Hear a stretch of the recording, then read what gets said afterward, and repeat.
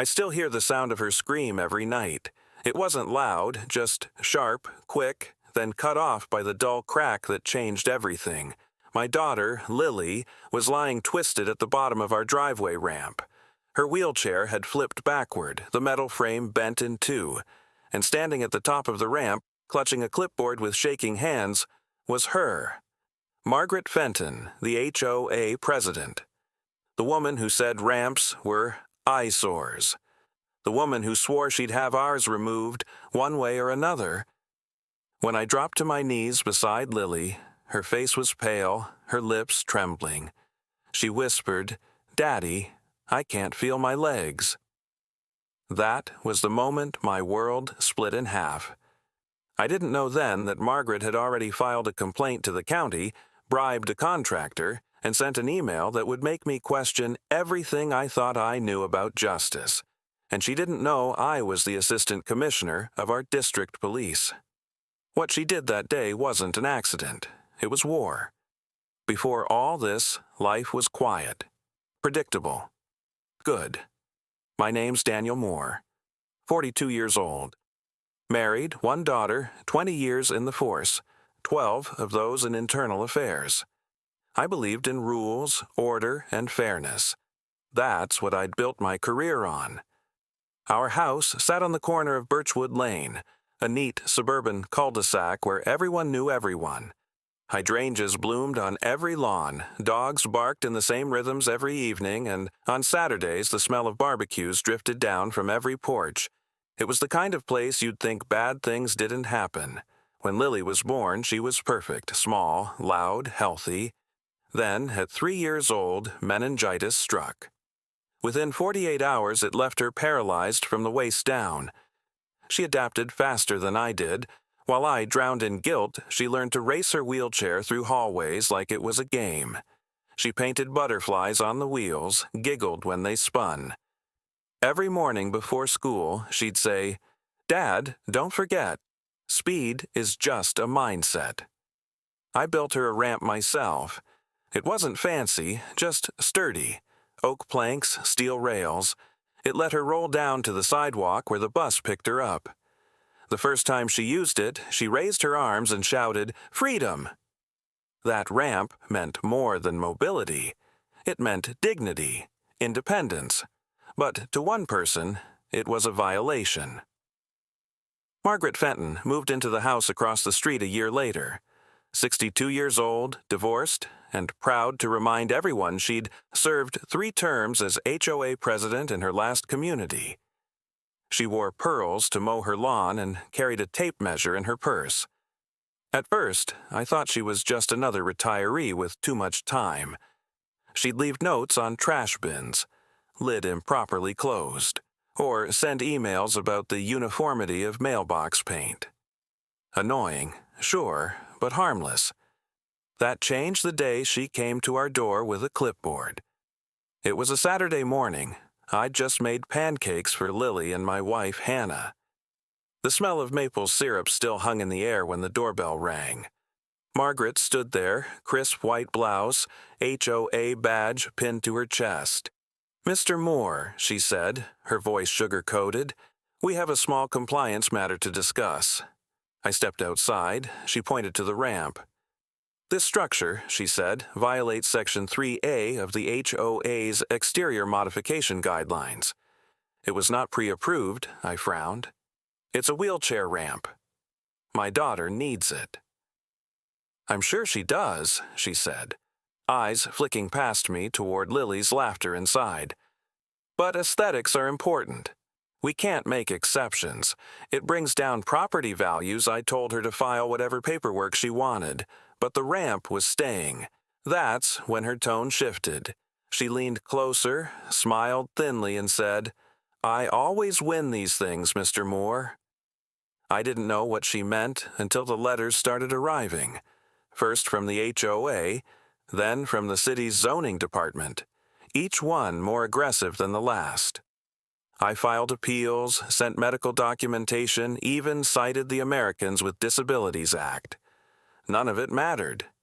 Behind the scenes, she was building her case, and I didn't see the trap until it was too late. 2 months later, the county inspector showed up unannounced. He looked nervous, almost apologetic. "Sir," he said, "there's been a complaint about a safety hazard with your ramp." A safety hazard. Margaret's new angle. I remember Lily rolling out onto the porch that day, smiling at the man. "Do you like it?" she asked. "My dad made it himself." The inspector didn't answer. He took photos, handed me a notice, and left. That night, I sat awake staring at that paper. The words, "mandatory removal pending review," burned in my mind. Hannah told me to let it go, that it was just bureaucracy. But I knew better. Margaret wasn't done. The next few weeks felt like living under surveillance. Every time I stepped outside, I could feel her eyes on me, from behind lace curtains across the street, hidden under the shade of her porch umbrella. Margaret Fenton didn't just dislike the ramp. She despised the idea that someone had defied her authority. It started small. One morning, I found our trash bins tipped over and split open like carcasses. Papers scattered across the driveway. I checked the home camera, 2:13 a.m., a shadowy figure in a floral nightgown, same height and gait as Margaret. I wanted to confront her, but Hannah stopped me. "Don't, Daniel," she said. "You're a public official." "She'll twist it. Just document everything." So I did. Photos, timestamps, copies of her letters. But Margaret wasn't acting alone. At the next HOA meeting, a few neighbors started whispering behind our backs. They avoided eye contact. I overheard one of them, Mr. Delgado, say, "I heard the ramp was built without a permit, could collapse on the girl." That's when I realized Margaret had started a rumor campaign. By the following week, Lily came home from school crying. "Dad," she said, "Mrs. Fenton told Mrs. York that our house is dangerous and now Emma's mom won't let her come over anymore."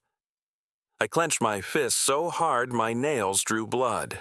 How do you explain to a 10-year-old that adults can be cruel just to feel powerful? That night, I emailed the HOA's regional office with copies of everything: photos, incident reports, medical exemptions. No response. 2 days later, I received a final notice of compliance violation. Margaret had escalated it to the county safety board. When the same inspector returned the next week, his face told me he didn't want to be there. "I'm sorry, Mr. Moore," he said quietly, "but the board has ordered temporary closure of the ramp until it passes a structural review." Lily was right beside me. "But that means I can't go to school," she said softly. He couldn't look her in the eyes. "It's temporary," he muttered, leaving a bright orange sticker on the ramp rail. Margaret stood at the edge of her driveway, pretending to prune her roses. She smiled when the sticker went up. That night, I spent hours reading building codes and ADA exemptions. Everything I'd built was compliant, but paperwork didn't matter. Politics did. I filed for an emergency hearing, but the soonest date available was 6 weeks out. 6 weeks without that ramp. For Lily, that meant being carried down the steps every morning. She hated it, not because she didn't trust me, but because she felt like a burden. One morning, as I lifted her wheelchair into the car, she said, "Maybe she's right, Dad. Maybe the ramp is ugly that broke me." I knelt beside her. "It's not ugly, sweetheart. It's freedom, and no one gets to take that away from you." A week later, Margaret left a note on my windshield. No envelope. Just a folded piece of paper, written in her neat cursive, "Remove the ramp by next Sunday, or I'll have it done myself." HOA Authority. I still have that note. I took it straight to the HOA office the next morning, demanding they step in. But the manager, a timid man named Brett, wouldn't meet my eyes. "She's within her rights to request compliance," he said. "Until the appeal is processed, technically she's acting in accordance with Section 4C. I knew then that she had friends on the board. "Brett," I said, my voice low, If she touches that ramp, it's criminal trespass. You understand me?" He nodded, but I saw the fear in his eyes, not of me, but of her. The following Saturday, I saw a white pickup truck parked across the street. No logos. 2 men unloading tools. I walked over. "You guys from the HOA?" One of them, young guy, maybe 25, avoided eye contact. "Just here for some maintenance work." "On what?" I asked. He hesitated. Then Margaret appeared on her porch, holding a clipboard again. "Gentlemen," she called, "this is the property." I stepped in front of the ramp. "Touch it," I said, "and you'll be charged with destruction of property." The younger worker looked at me, then back at her. "Ma'am, he's right." "We can't," she cut him off. "Leave," she snapped. "You're both fired." They packed up and drove away. She stood there watching me, fury twisting her face. "This isn't over," she hissed. I looked her dead in the eyes. "You're right. It's not." That night, I checked every lock twice. 3 nights later, heavy rain hit Birchwood Lane. Lily had been restless, complaining she couldn't sleep because of thunder. Around midnight, the power went out. I lit a flashlight and went downstairs to check the circuit breaker. That's when I heard a sound, metal scraping. It came from outside near the porch. I opened the door just enough to see movement. A figure in a raincoat crouched by the ramp, wrench in hand. My heart stopped. I shouted and ran outside, but by the time I got there, the figure was gone. Only the sound of rain hitting the wood and one of the bolts lying loose on the concrete. I called the local patrol unit, had them sweep the area, but there was no trace. When I went back inside, Hannah was holding Lily, who was shaking. "What's happening, Dad?" she whispered. I couldn't answer. I tightened the bolts myself that night, checking every rail. But some damage had been done, small, invisible, and I wouldn't realize how dangerous it was until it was too late. Over the next few days, Margaret acted like nothing happened.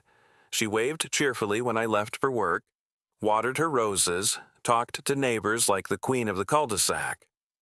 I documented everything, photos of the loosened bolts, the note, even a video clip from the camera showing a shadow in a raincoat matching her build. But it still wasn't enough for a warrant. Not yet.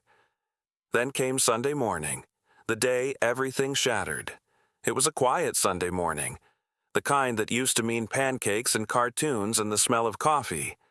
But even before I opened my eyes, something felt wrong. The air was heavy, still. Hannah was making breakfast, humming softly to herself. Lily was already dressed, excited for the community art fair at the park, her favorite event of the year. She had painted a canvas the night before, a sunflower growing through cracked pavement. She said it was about hope. She'd taped it to her wheelchair that morning. "It'll make people smile," she said. When I looked out the window, I saw Margaret standing at the edge of her driveway, talking to a man in a maintenance vest. They were looking toward our house. She was holding a clipboard again. My stomach tightened. I told Hannah, "Keep Lily inside. I'll see what this is about." When I stepped outside, Margaret turned, pretending to be surprised. "Oh, Mr. Moore," she said. "Didn't see you there." Just ensuring our community safety protocols are followed, I looked at the man beside her. He was measuring something with a tape, frowning. "What safety protocols?" I asked. "Ramp inspection," she said. "Unofficial, of course. HOA courtesy." "There's a hearing pending," I reminded her. "You're not authorized to—" She interrupted, her voice sharp. "Then perhaps you should have waited for approval before building it." I took a step closer. "You're playing with people's lives, Margaret." Her smile was thin. "Some of us care about appearances, Mr. Moore." I wanted to say more, but Lily's voice called from behind me. "Dad, can we go now?" She was halfway down the porch, rolling toward the ramp. Margaret's eyes flicked to her, then to the ramp, and for the briefest second, her smile faltered. It wasn't guilt, it was fear. I didn't understand it at that moment, but I would soon. I turned back toward Lily just as she started down the ramp. And that's when I heard it. A sharp, metallic snap. Time slowed. The right side rail collapsed. The wheelchair tilted. Her small body pitched forward, arms flailing, the sunflower painting fluttering into the air. Then came the sound I'll never forget, a crack, dull and final. For a second, the world froze. The birds, the wind, even the hum of morning, gone. Then Hannah screamed. I was already running, my feet slipping on the wet concrete. I dropped to my knees beside her.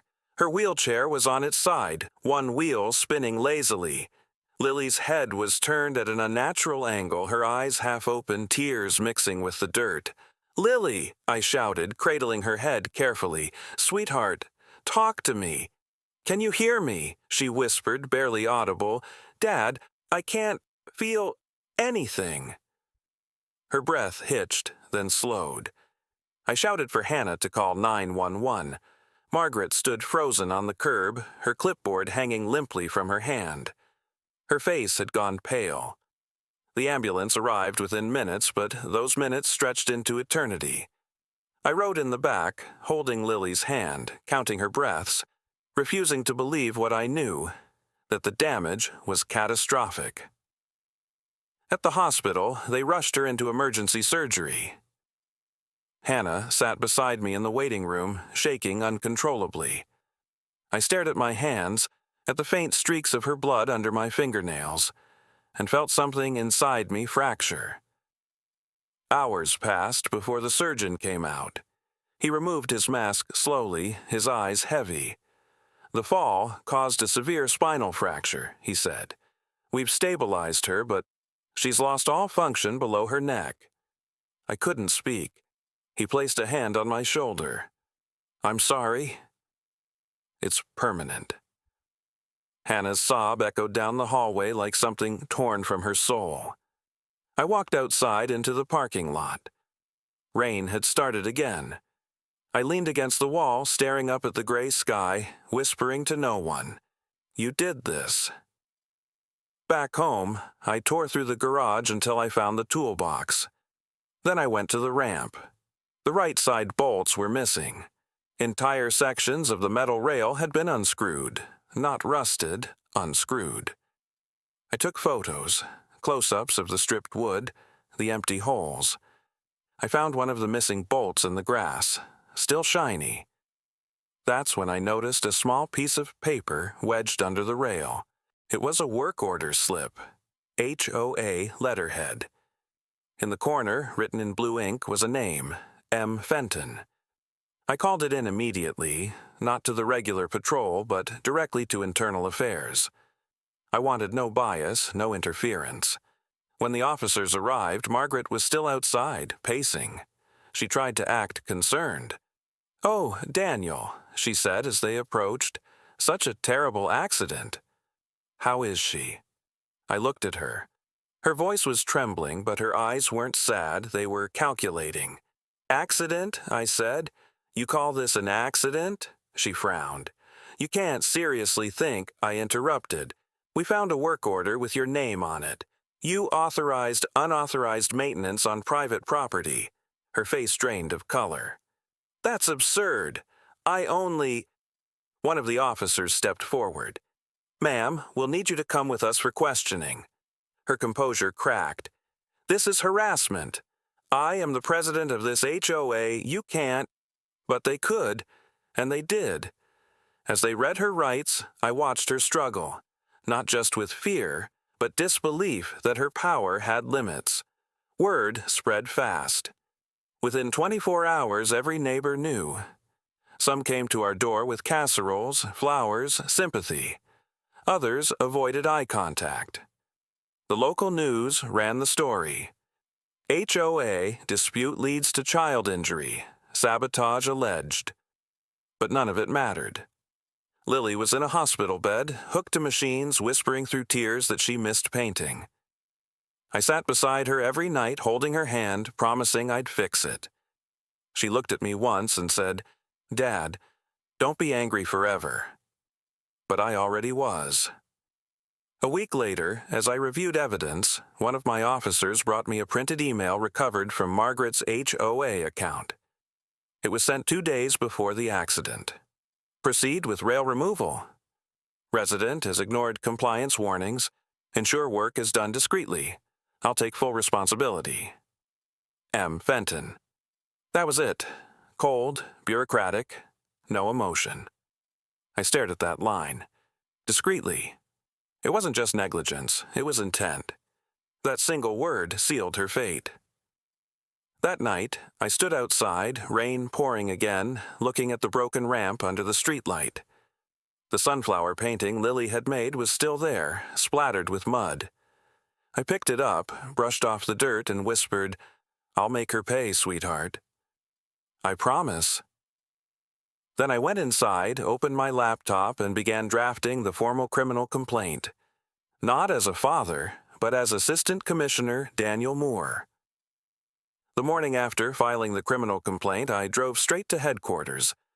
I didn't wear my uniform. I didn't want the comfort of authority. I wanted the clarity of purpose. In my 20 years on the force, I'd seen every form of cruelty, accidents, abuse, cover-ups. But this was different. This was personal. Margaret Fenton hadn't just broken a law. She'd broken my daughter. The evidence was overwhelming. The email, the work order, the missing bolts, and the security footage I'd overlooked before. One of my officers, Patel, enhanced it frame by frame. At 12:47 a.m., 2 nights before the accident, a figure in a raincoat approached the ramp. The timestamp matched the night I'd heard the scraping. When Patel zoomed in, the porch light caught a reflection.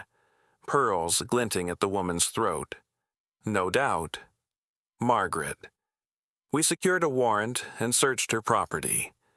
In her garage, behind stacks of holiday decorations, we found the missing bolts, screwdriver, and a small folder labeled Compliance Enforcement. Inside were copies of my ramp photos, HOA letters, and personal notes. He won't win. I'll make him remove it. Daughter, wheelchair. Ramp equals leverage. That last line, I still feel my stomach twist when I remember it. She'd turned my child into a pawn in her power game. We brought her in quietly. No lights, no spectacle, just a calm knock on her door. When she opened it and saw me standing there, her face went pale. "Daniel," she said softly, voice trembling, "surely we can—" I cut her off. "Margaret Fenton, you're under arrest for felony endangerment, criminal negligence, and reckless disregard for safety resulting in grievous bodily harm." She tried to compose herself. "This is absurd." "You're overreacting." Her voice cracked as Patel read her rights. When we cuffed her, I saw the first flicker of realization in her eyes. The moment she understood that her empire of bylaws and neighborhood gossip couldn't save her. She looked up at me and whispered, "You're ruining my life." I leaned close and said, "You ruined a child's future." Then I turned and walked out. While the system worked its slow grind, my world shrank to a hospital room. The monitors hummed in rhythm, a soft, constant beeping that became the soundtrack of my days. Lily lay there, unable to move anything below her chin. She blinked to communicate. 1 blink for yes, 2 for no. I read to her. Stories she used to love.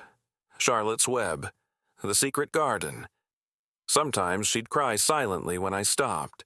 One night, she blinked once, yes, when I asked if she wanted to go outside.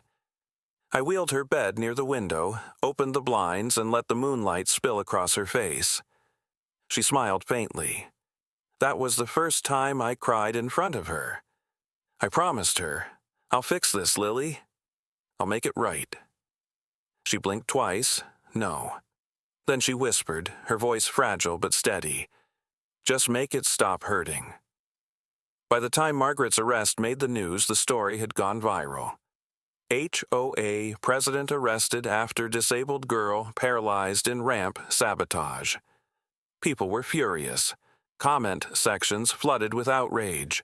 Neighbors started resigning from the HOA. Sponsors withdrew from their community events. I watched from the sidelines. Part of me wanted revenge. The other part, the cop in me, knew the system had to run its course. But grief doesn't respect procedure. The courtroom smelled like varnished wood and nerves. Margaret sat at the defense table wearing beige instead of her usual white. No pearls this time. Her lawyer argued it was a miscommunication, that she'd delegated maintenance tasks to an unverified contractor. When my turn came, I stood before the judge, heart pounding. "I built that ramp myself," I said, "with my own hands. My daughter used it every day. The bolts were deliberately removed. That's not miscommunication, that's intent."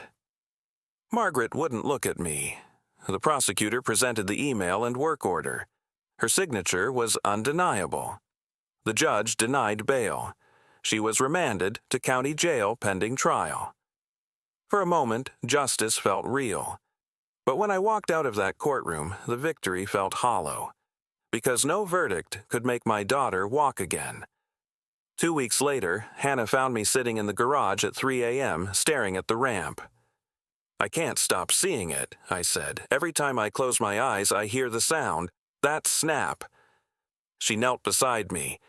"You have to let the system handle it." "I am the system," I said bitterly, and it failed her. She took my hands. "Then fix it the right way." That sentence stuck with me. The right way.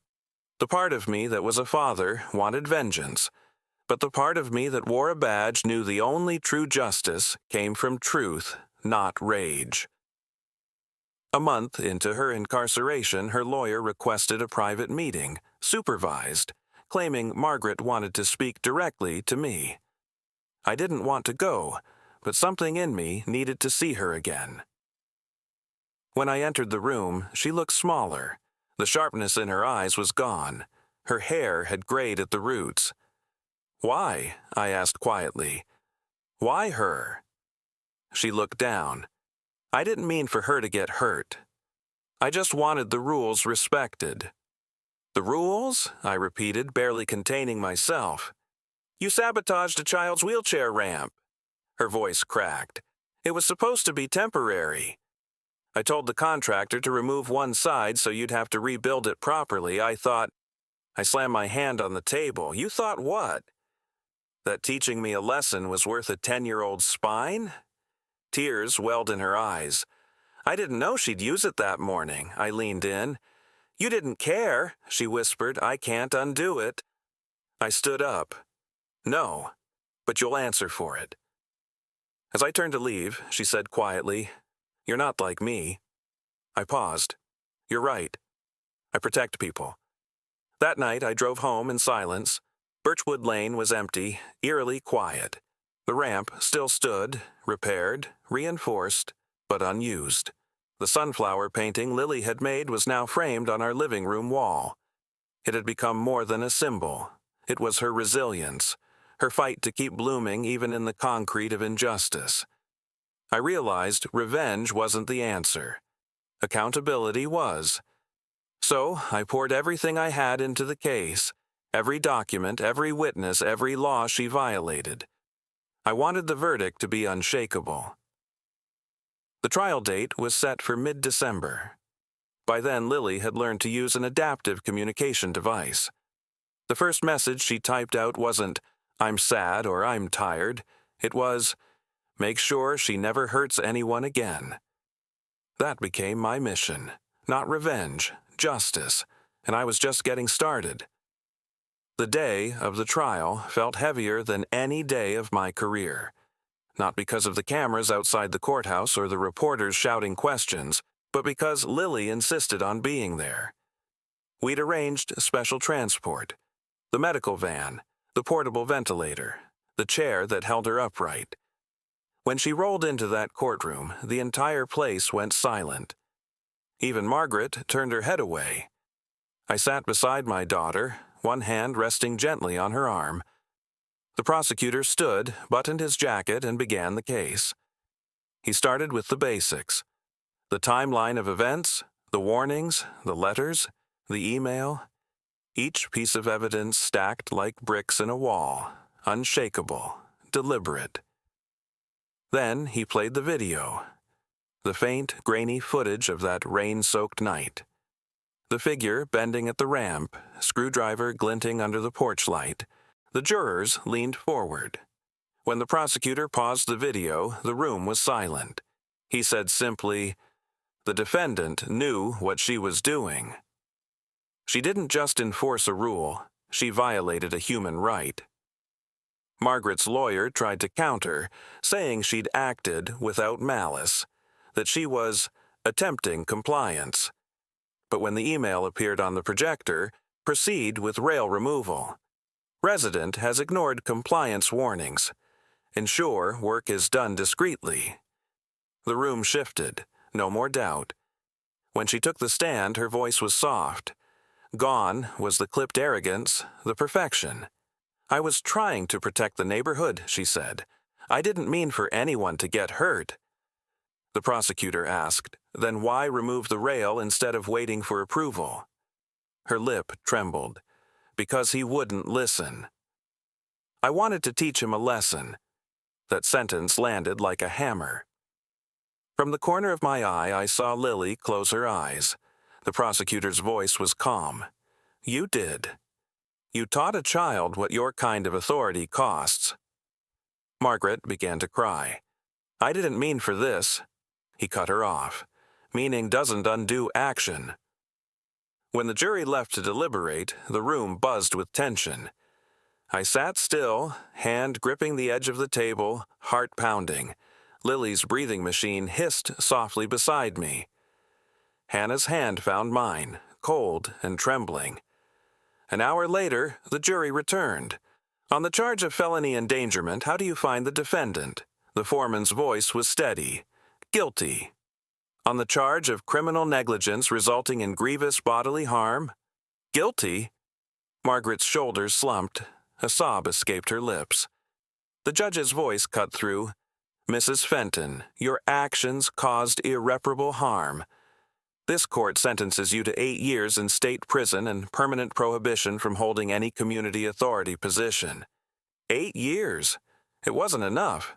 It would never be enough. But it was justice. Outside, the neighborhood had gathered behind barricades. Some cheered. Others just stood in silence. News vans lined the street. Reporters asked how I felt. I looked straight at the cameras and said, "My daughter will never walk again." But maybe someone else's child will be safe because people saw what happened here. Power without empathy isn't leadership. It's cruelty. Those words made the evening news. They weren't planned. They just came out. That night, Birchwood Lane felt different. No one hid behind blinds anymore. Neighbors came together, removed the old HOA board, and voted to dissolve it permanently. Margaret's house went up for sale within a week. No one wanted to buy it. Months passed. Lily's therapy sessions became part of our new normal. She learned to paint using a stylus strapped to her head. Her first piece after the accident was titled "Still Growing." It showed a sunflower breaking through concrete again, but this time the petals were steel gray. When she showed it to me, I felt tears burning my eyes. "It's beautiful," I said. She smiled faintly. "It's strong." That painting went viral after I shared it online with her story. Schools reached out, disability advocates invited us to speak. Lily's quiet strength had become a symbol of resilience. Sometimes I wondered if Margaret saw those news segments from her cell. I hoped she did, not out of spite, but so she'd understand what her lesson had cost. About 6 months later, a letter arrived. No return address, just my name in careful handwriting. I knew who it was from. Inside, Margaret had written, "Mr. Moore, I think about her every day. I see her face every night when I close my eyes. I wish I could undo it. I can't. I'm sorry, not for being caught. For being the kind of person who thought rules mattered more than people. I hope one day she can forgive me, even if you can't. M. Fenton. I read it twice, then folded it and placed it in my desk drawer. Hannah asked if I would reply. No, I said. Some debts can't be repaid in words. A year later, I was promoted, deputy commissioner. The governor cited exemplary conduct and advocacy in community ethics. But the title didn't matter. The real victory was quieter. We'd helped pass a new state ordinance requiring accessibility structures to be exempt from HOA aesthetic restrictions. Lily's Law, they called it. The day it passed, I took Lily to the state building. She pressed the button to activate the automatic doors herself. When they opened, she whispered, "We did it." And for the first time in a long time, I felt something close to peace. Now, every night I sit by her bed and read to her. Sometimes she listens. Sometimes she just watches me. The sunflower painting hangs above her headboard, framed in gold, illuminated by soft light. When the house gets quiet, I hear the faint hum of her breathing machine and the whisper of the wind outside. I think about the ramp, rebuilt stronger, safer, and about all the invisible battles people fight behind manicured lawns and HOA bylaws. And I think about power, how it twists small people into monsters when empathy disappears. Last week, Lily looked at me and said through her device, "Dad, do you still hate her?" I paused. "No," I said finally, "but I'll never forget her." She smiled. Good. Forgetting would mean it didn't matter. She was right. We can't erase the past, but we can make sure it never happens again. So every time I drive home and see that ramp, shining in the porch light steady, unbreakable, I remember what justice really means. It's not revenge, it's responsibility. And sometimes it starts with one broken ramp and one little girl who refused to stop growing. Some people think justice means punishment, but sometimes it just means seeing the truth for what it is, and never looking away again. What do you think justice really means? Comment below. I'll be reading every one. And if this story reached you, share it. Because somewhere out there, another family is still fighting their own version of this battle. They deserve to be seen too.